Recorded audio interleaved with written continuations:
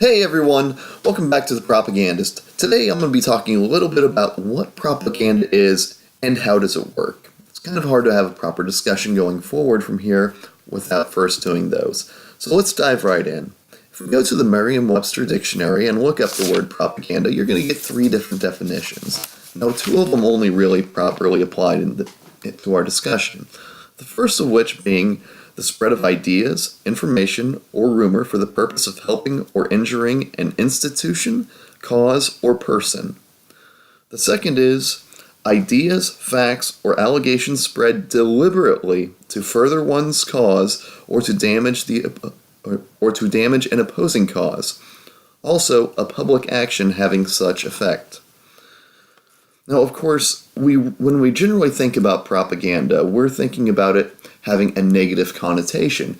Generally, we're thinking someone's lying to us, spinning information in a way that negatively affects us. However, that's not really the origin of the word. In fact, the word actually dates back to 1622, when the College of Propaganda was established by Pope Gregory XV as part of the Roman Catholic Church.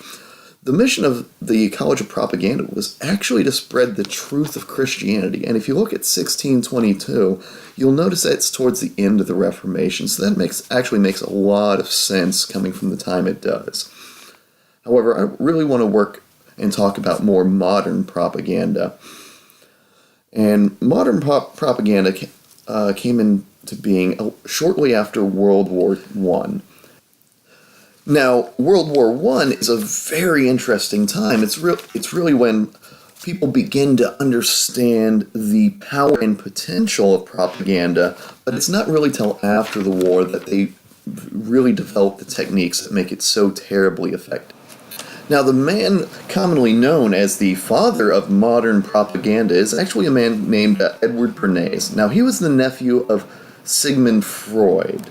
And of course, he really started this out by publishing his first of two books on the subject in 1923, that's called Crystallizing Public Opinion. And of course, the second one is titled Propaganda, being released in 1928.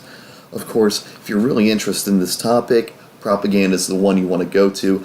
Go ahead and look below with the link of the top 5 books you need to read right now. It's sitting there number 1. Of course, what Edward Bernays does in this is he outlines how the modern understanding of crowd psychology and herd instinct could be used to manipulate the masses of people. And it uses this by using emotion to bypass logic. And of course it does this by manipulating logic. Remember, the propagandist does not want you to think too terribly hard about this. They just want you to accept as uncritically as possible. Now, as we continue on our talk about propaganda, I'm really going to focus on using it and trying to use it in its most morally neutral sense. So if we really think about propaganda, it's more like a tool, and how you use it really defines the morality of using it. Now let me give you a couple examples. Now, propaganda in a positive sense might be used as a form of campaign to encourage parents to check their children's Halloween candy for razor blades. Now, a negative example of this would be convince others that a group is has either higher or lower status than that of others. So really, while the techniques themselves are morally neutral, obviously how you utilize them defines it morally. Now, going a little bit further, there's 3 general types, and I know this will get a little bit more complicated as we go in more depth, or 3 different shades of propaganda.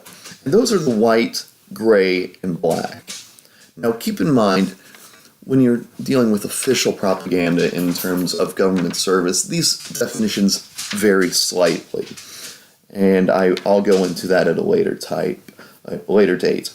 Now, the first type of which is white propaganda. And this is truthful and usually from an official source. If you are working in government propaganda, it would almost exclusively be a government source. However, in the real world, you can't always trust the government.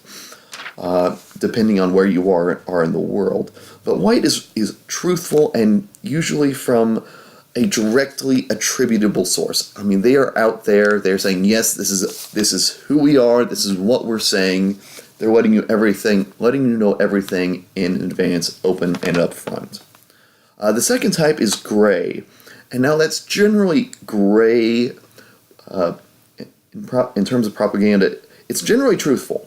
However, its source is deliberately vague, and some people may want to use this as a way to get a truthful message out without necessarily, like this channel, without necessarily saying my exact name.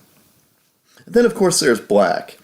And black propaganda is the covert stuff. I mean, this source is either completely left unknown to the reader or intentionally attributed to a false source. And, of course, we'll be getting a lot more in-depth in these as it goes on. And in fact, over the next coming weeks, I'm going to start a series of techniques and applications of propaganda videos. So make sure you hit that subscribe button to make sure you never miss one of those. And of course, as always, don't forget, if you're really interested in this topic, check out my list of the top 5 books you need to read right now in the link below in the description. Thank you and have a great day.